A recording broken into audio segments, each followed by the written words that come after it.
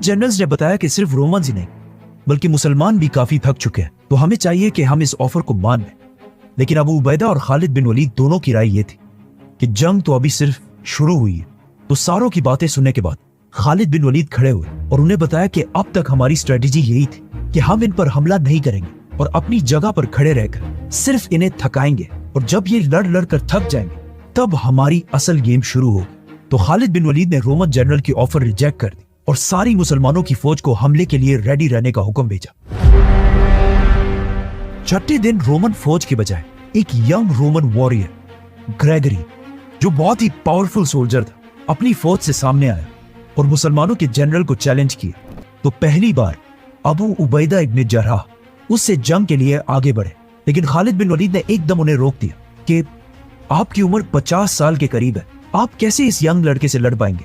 तो अबू उबैदा ने जवाब दिया कि अगर मैं नहीं गया तो लोग कहेंगे कि मुसलमानों का जनरल एक छोटे से लड़के से डर गया, और इन केस अगर मैं इस लड़ाई में शहीद हो जाऊं तो मैं तुम्हें खालिद को अपने बाद आर्मी चीफ नॉमिनेट करता हूं। यह कहकर अबू उबैदा मुसलमानों की फौज से आगे बढ़े और लड़ाई शुरू हुई।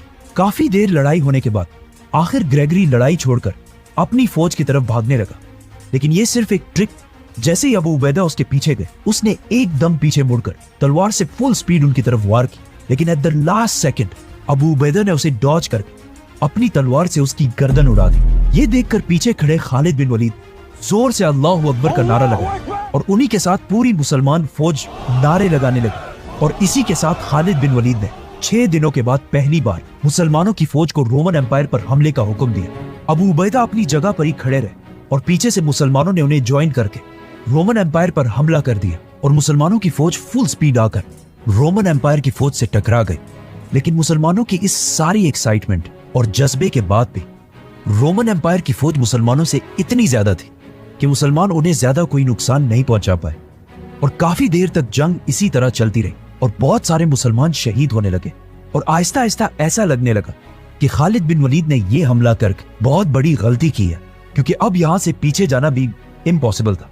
रोमन जनरल वाहान भी खालिद बिन वलीद की इस गलत स्ट्रेटेजी को देखकर बहुत खुश हुआ और मुसलमानों की तरफ देखकर मुस्कुराने लगा।